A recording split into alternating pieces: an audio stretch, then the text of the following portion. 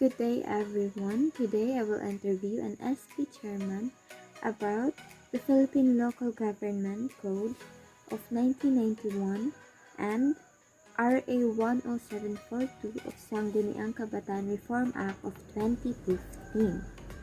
So the SK chairman will answer 4 following questions so that we will identify the 2 laws and what issues the Sangguniang Kabataan encountered.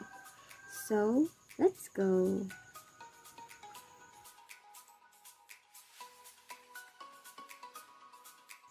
So, before we start, I just want to remind you, sir, that this interview will be recorded. So, for the first question, can you give us a compare and contrast of the 2 laws so that we can identify the similarities and differences? The 2 laws are mainly for the improvement of the nation. They embody the cities with this law, however they differ from such aspect.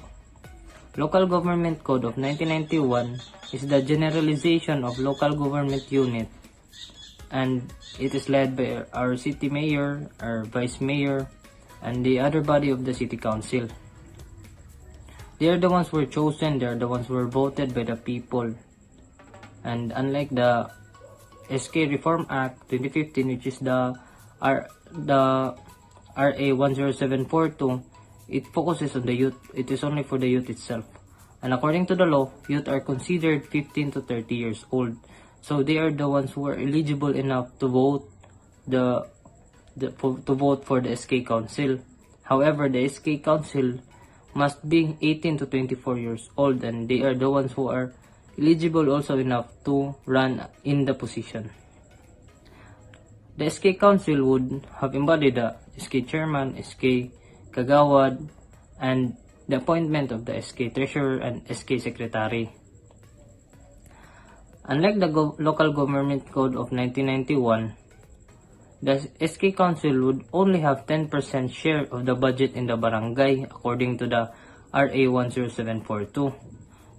The budget era of the barangay, the internal revenue allotment of the barangay, the SK would have only 10% on that, and that 10% will be allocated in 9 different areas which the SK would spend, which is the disaster risk management, youth livelihood, health and anti-drugs, sports, capability building, gender sensitivity, climate change, and environmental protection. So it is clear that the SK has a limitation for whom to serve, what to serve, and how much to serve, since we are under the barangay era. For the second question, what are the issues that plague the Sangguniang Kabataan under the Local Government Code of 1991, and explain how RA 10742 addresses such issues?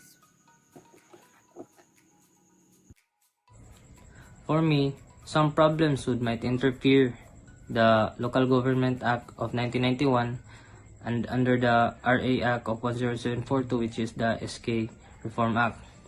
For example, the approval of the projects of an SK Council, the approval of our barangay captains, of our barangay kagawad. This issue has pros and cons. It might be good since they could handle what an SK would spend if it is a bad idea or good. The barangay council would watch over the SK and would help to manage. However, in this case, some SK plans would be limited. Some SK plans would be stopped, or some plans would be realigned. So for the third question, do you think that RA 10742 will truly perform the Sangguniang Kabataan? Yes, the new law helped the youth to start SK again. Since I had given a chance to be their SK chairperson, I had also seen how thankful the Sangguniang Kabataan is that we could help the youth in such projects and to reach out to them. Being involved is in the place, so it is up to the SK Council on how to handle them. The new law also maximizes the Sangguniang Kabataan in such a way that it is now in a wide range of 15 to 30 years old and a budget allocation of 10%. The new law gave us the chance to lead and kept the youth for moving forward. Okay, for the last question, do you see yourself being involved in the Sangguniang Kabataan under the new law? Why or why not? Yes, of course. As a youth myself, I had seen the effect of the RA 10742. The youth are really involving in such activities and continuously improving.